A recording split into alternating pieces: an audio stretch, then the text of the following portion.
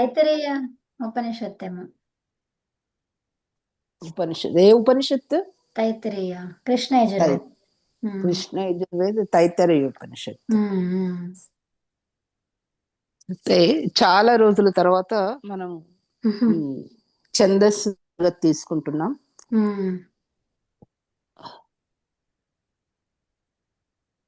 ఈరోజు వంశస్థ ఛంద్. అయితే నేను పెడతాను ఇక్కడ.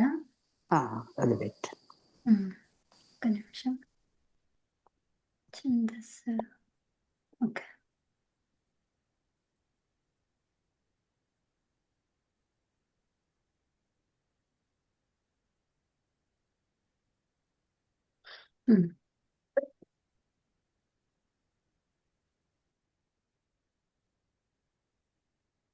ఇది ఉండనే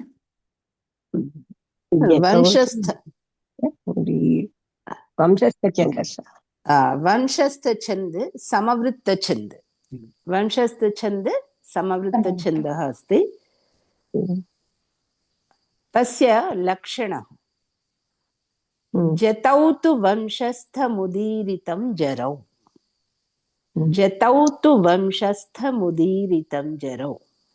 गायनं जतौ तु वंशस्थमुदीरितं जरौ. जतौ तु वंशस्थमुदीरितं जरौ. अत्र गणविभजनं यदि कुर्मः तादृशमेव भवति. अस्मिन् छन्दे 12 वर्णाः भवन्ति. कति वर्णाः सन्ति? 12. जगणं तगणं जगणं रगणं. అవగతం? అంటే ఈ వంశస్థ ఛందస్సులో 12 చెప్పండి, అర్థమవుతుంది. అస్తు అస్తు అస్తు అస్తు. अस्मिन् श्लोके 12 वर्णाः भवन्ति. एकैकस्य गणे 3 वर्णाः भवन्ति. तादृशं कति अस्ति गणाः? चतुर्गणाः. इत्युक्ते 12 अक्षराणि. 12 वर्णाः, 12 अक्षराणि. जगणम् इत्युक्ते गणनं करोति. एकः लघु, प्रथमं लघु, मध्ये गुरु, अन्त्यं लघु. जगणं. तगणम् इत्युक्ते अन्त्यलघु. न, अन्त्यलघु तगणं. तगणं. मध्यलघु रगणं. अवगतं? मध्यगुरु जगन्. अवगतं? लक्षणं पादान्ते यति अस्ति. लक्षणं सम्यक् अवगतम्? अवगतम्. अत्र तादृशश्लोकम् एकमस्ति. परोपकारिणां स्वभावः कथमस्ति, परोपकारिणः कीदृशः कथं भवति. तत्र एकः श्लोकः भर्तृहरिणा लिखितः श्लोकः. भर्तृहरिणा लिखितः श्लोकः अस्ति. भवन्ति नम्रास्तरवः फलोद्गमैः नवाम्बुभिर्दूरविलम्बिनो घनाः अनुद्धताः सत्पुरुषाः समृद्धिभिः स्वभाव एवैष परोपकारिणाम्. अत्र गायनम् अहं प्रयत्नं करोमि.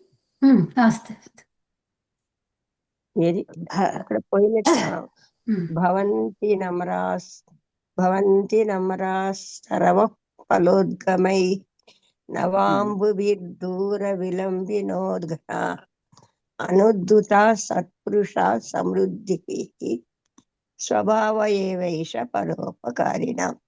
सम्यक्, उत्तमम्. अत्र प्रथमं गणविभजनं कुर्मः, अनन्तरं श्लोकार्थं पश्यामः, जानीमः. भवन्ति नम्रास्तरवः फलोद्गमैः. गणविभजनं करोतु भगिनी. भा लघु भा लघु किमस्ति लघु लघु उत्तमं। लघु लघु वा एव। वा वा गुरुः वा गुरु ति लघु लघु न नम्रा न गुरु म्रा गुरु ष्टा लघु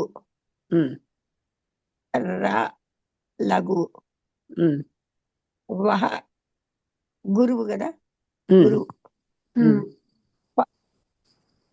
ప లఘు పలో అది గురువు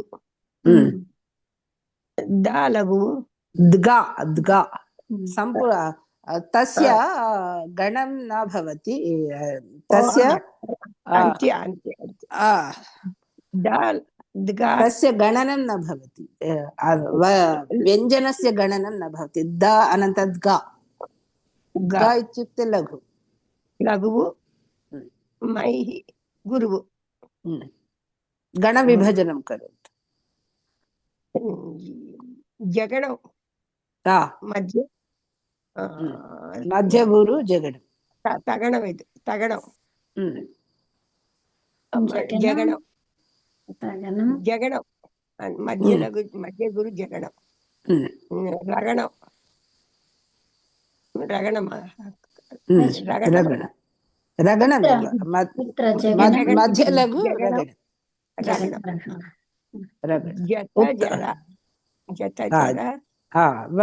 वंशस्थलक्षणमपि जतौ जरौ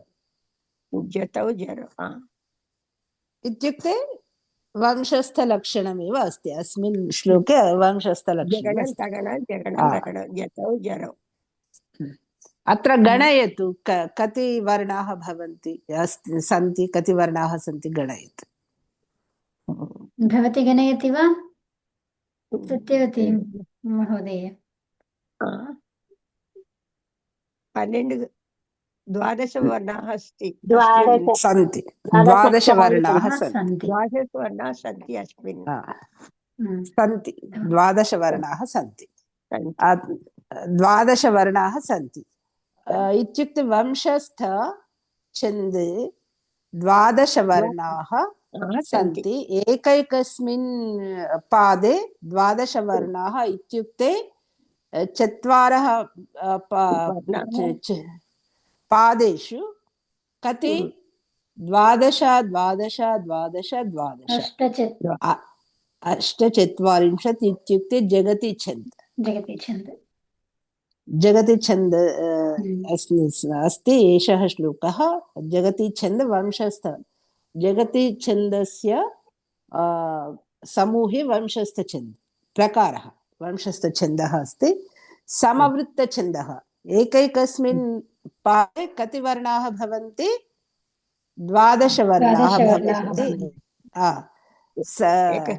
समान समवृत्तः अस्ति द्वितीयपादे तृतीयपादे चतुर्थपादे अपि तादृश लक्षणानि सन्ति अतः एषः समवृत्तः छन्दः अस्ति पादान्ते यति इत्युक्ते तत्र किमपि न उक्तवन्तः अतः पादान्ते यति अस्ति पादान्ते एव विरामः करणीयम् अवगतम्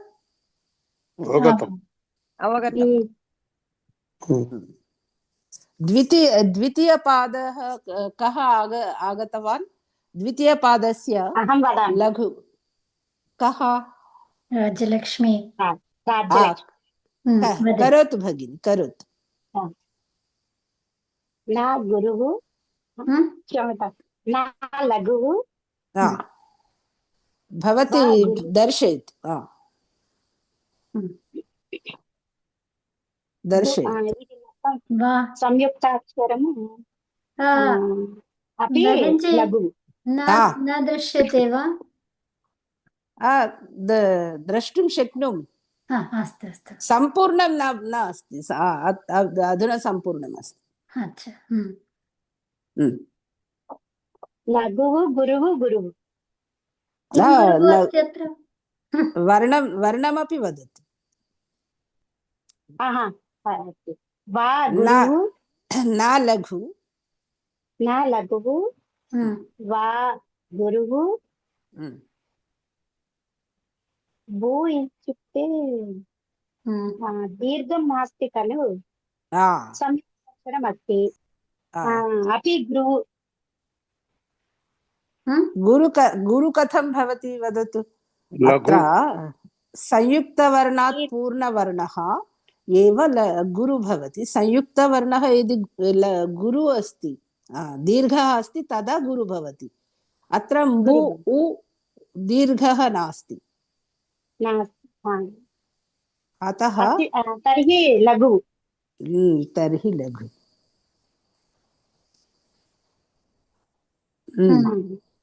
बी अपि गुरु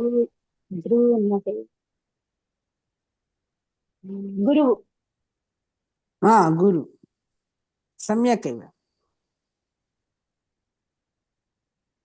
अपि गुरु द्रु गुरु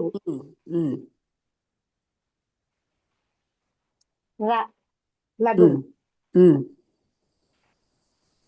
वि लघु ला लघु। उत्तमं। ला लघु अस्ति लघु नास्ति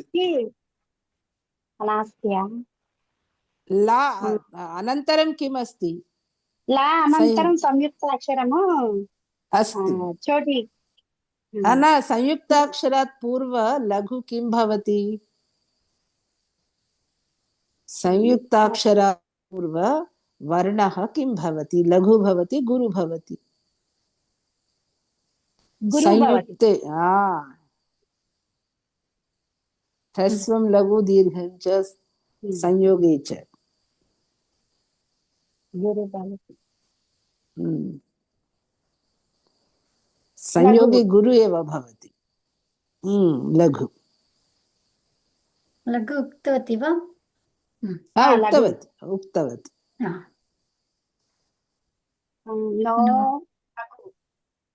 नो लघु कथं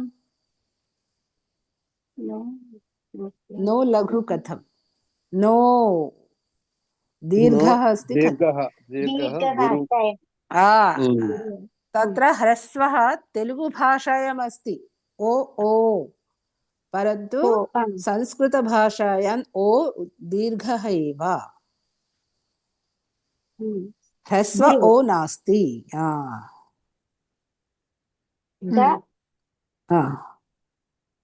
लघु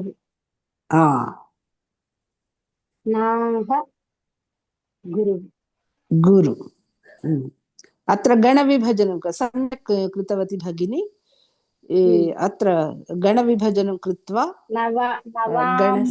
जगणः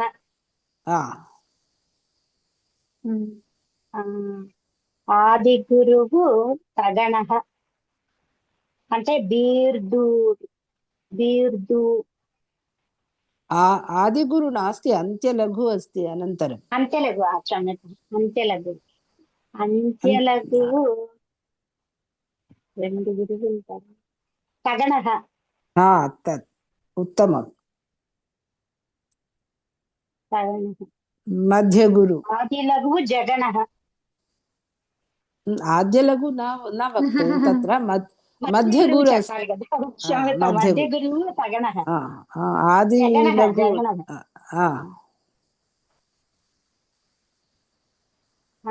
गुरुः लघुः गुरुः मध्यलघु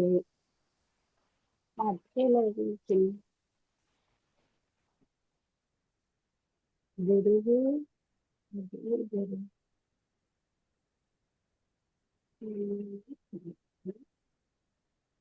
यरतलाघवम् लगणमा रगण ज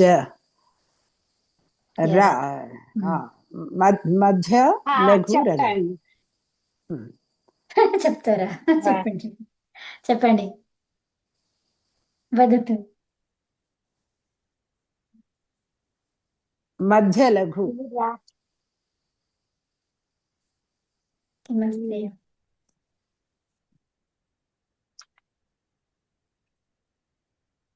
मध्यलघु తెలియలేదు मध्यलघु न चिन्ता नास्ति मध्यलघु रगण रगण रगणं మధ్యలో जतौ जरौ अस्मिन् पादे अपि जतौ जरौ इत्युक्ते वंशस्थ लक्षण छन्दः अवगतम् అవగతం प्रारम्भतः आगतवती भवति प्रारम्भतः वंशस्थलक्षणं ప్రారంభన अस्तु चिन्ता नास्ति जतौ जतौ तु वंशस्थमुदीरितं जरौ जगणः तगणः जगणः रगणः एतस्मिन् पादे भवति सः श्लोकः किं भवति वंशस्थलक्षणछन्दयुक्त भवति अवगतम् 12 वर्णाः एकैकस्मिन् पादे 12 वर्णाः भवन्तु तथा जगणः तगणः जगणः रगणः तादृशलक्षणः यत्र भवन्ति तदा तदा किं वक्तव्यं वंशस्थछन्दयुक्तश्लोकाः इति वक्तव्यम् अवगतम् अनन्तरम् अनुद्धताः सत्पुरुषाः समृद्धिभिः कः करोति अहं करोमि महोदय करोतु भ्राता आ लघुवु नु लघुवु नु गुरुवु धा लघुवु ताः गुरुवु सा गुरुवु पु लघुवु रु लघुवु लघुवु लघुवु शाह गुरुवु सा गुरुवु किमर्थं सा गुरु किमर्थं लघुवु सा लघु संयुक्ताक्षरं नास्ति न नास्ति संयुक्ताक्षरं नास्ति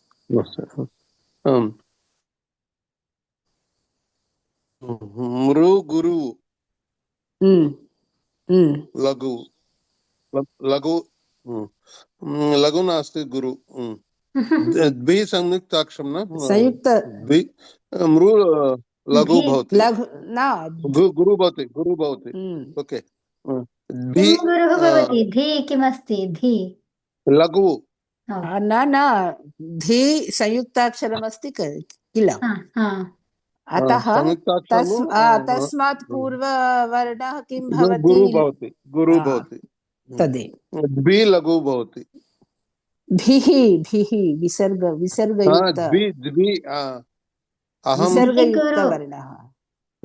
विसर्गयुक्तवर्णः अस्ति गुरु अस्ति अनन्तरं गणविभजनं करोतु स्वयं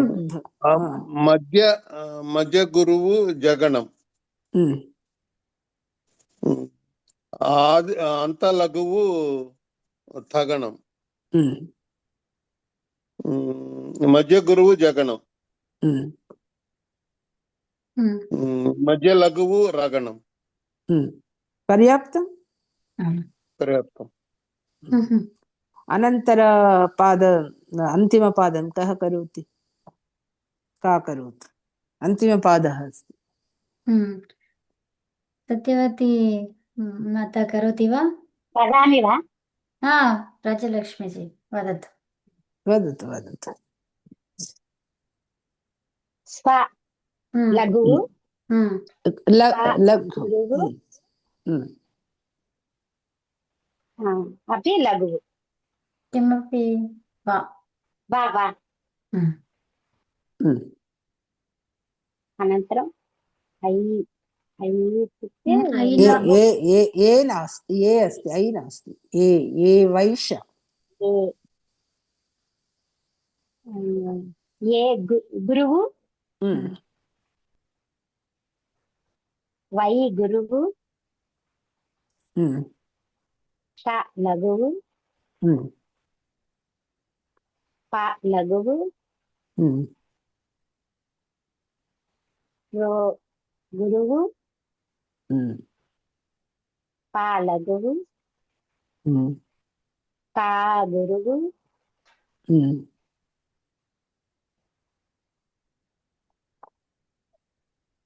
रि लघुः ना नाम गुरुः संपूर्णं भवति नाम मकारस्य गण नाम गुरु गुरु अत्र गणविभजनं जगणः तगणः अनन्तरं बग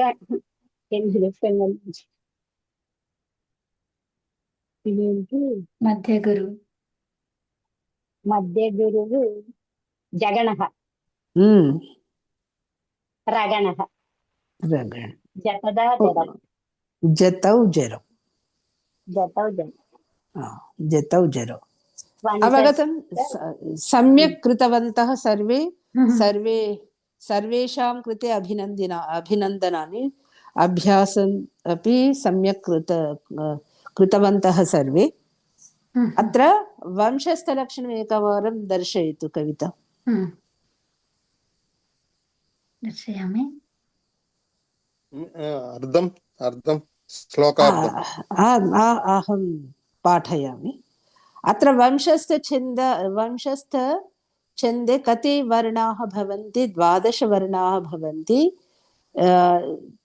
12 12 12 12 अष्टचत्वारिंशत् वर्णाः इत्युक्ते जगति छन्दः अस्ति वंशस्थ छन्द जतौ तु वंशस्थ मुदीरितं जर अत्र गणनं यदि कुर्मः अत्रापि 12 वर्णाः एव भवन्ति अवगतम् अवगतम् कोऽपि कर्तुम् इच्छन्ति वा जतौ तु जालघु जालघुः तौ गुरु तु लघु वं गुरु शा लघु शा गुरु गुरु शा गुरु गुरु स्था लघु मु लघु दी गुरु री लघु तम गुरु जा लघु रौ गुरु उत्तमं जतौ जागणमु ज थ ज र जतौ जरौ जतौ जर जतौ जरौ तेषां पूर्वजानां कृते अभिनन्दनानि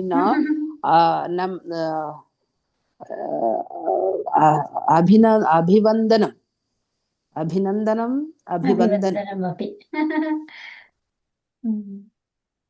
इत्युक्ते पद्यलक्षणेऽपि पद्ये वाक्ये पद्यलक्षणं निर्मितवन्तः तेषां कृते अभिवन्दनम् धन्यवादाः अर्थः भवन्ति नम्रास्तरवः फलोद्गमैः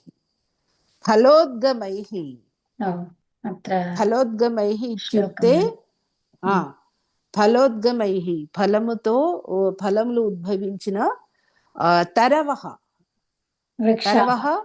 वृक्षाः नम्राः भवन्ति तेलुगु भाषायां वक्तव्यं जातुं शक्नुवन्ति संस्कृतभाषायां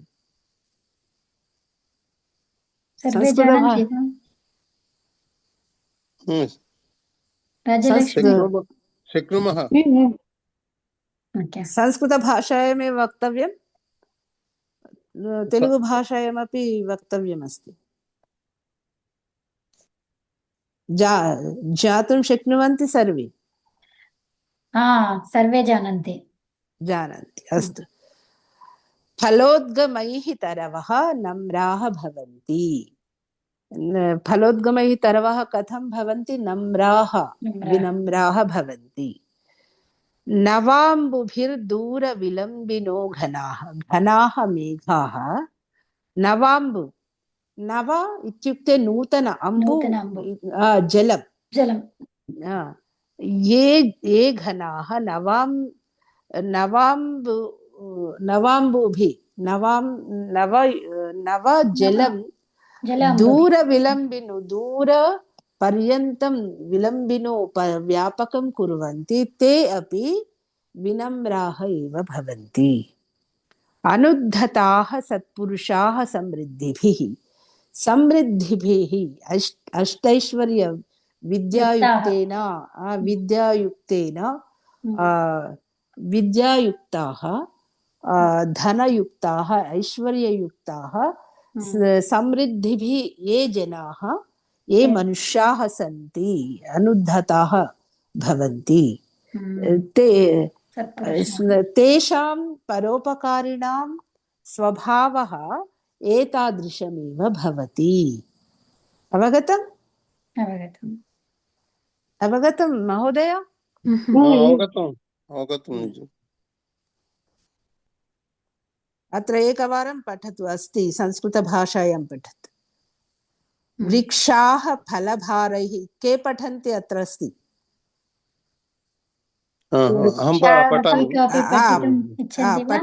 पठतु। वृक्षाः फलभारैः नम्राः भवन्ति। मेघाः नवजलैः दूरपर्यन्तं भूमौ अतिनीचैः यावत्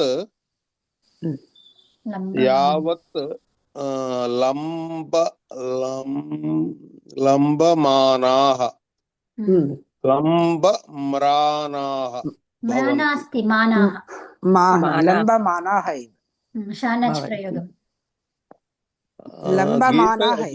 బా దగ్గర గీత ఏదో కనబడుతుందమ్మా. ప్రింట్ కొంచెం ప్రింట్ మిస్టేక్ కాదు, గీత పడి ఉంటది అట్లా. ఓకే, దాన్నే అంటంగా ముద్ర రాక్షసులు. రాక్షసం కాదు అది, జస్ట్ రాసేప్పుడు ఇంక కొంచెం అక్కడ పడింది. పోనీ చిన్న రాక్షసనా? రాక్షసు అయినా కూడా దీర్ఘమానः, లంబ ఇత్యుక్తే దీర్ఘ, కొలమానమస్తి. Okay okay. ఐశ్వర్యాధిభిశ్చ సజ్జన పురుషాః గర్వహీనాః నమ్రాశ్చ జాయంతే. అయం పూర్వోక్త నమ్రత్వాదిగుణః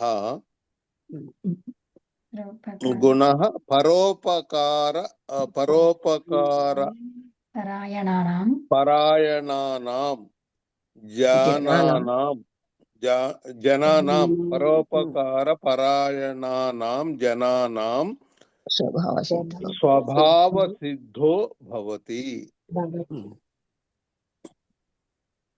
వయం జాनीमः, స్వీయ జీవనే अपि जानीमः एतादृशमेव भवन्ति. सज्जनपुरुषाणां लक्षणं किं भवति? नम्रतरवः सदृशः, नवाम्बुभिर्दूरविलम्बिनो घनाः सदृशः, ये सत्पुरुषाः भवन्ति. हिंदी तु पठित्वा अपि जानन्ति सर्वे। संस्कृत एषः श्लोकः भर्तृहरि लिखितवान्। वृक्ष फलों के आने से झुक जाते हैं, मेघ नवजल कणों से भूमि पर वर्षा के लिए दूर तक लटक कर फैल जाते हैं, धन वैभवों से सज्जन पुरुष गर्वहीन नम्र हो जाते हैं।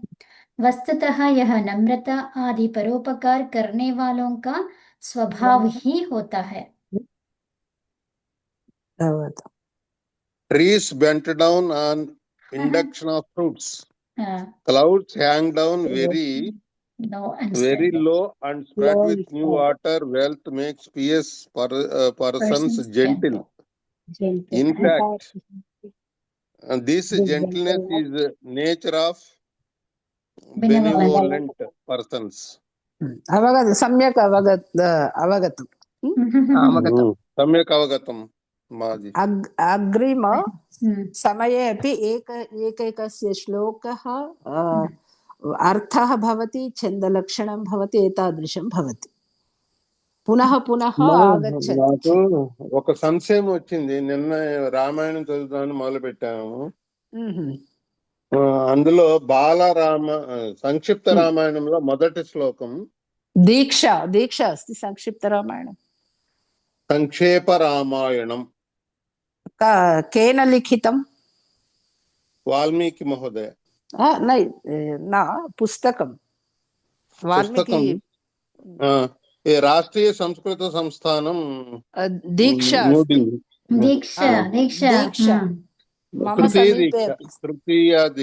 तृतीय दीक्षा अस्ति. मम समीपे अस्ति.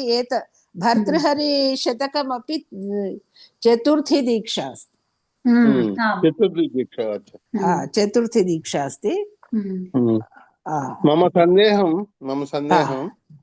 तपस्वाध्याय निरतं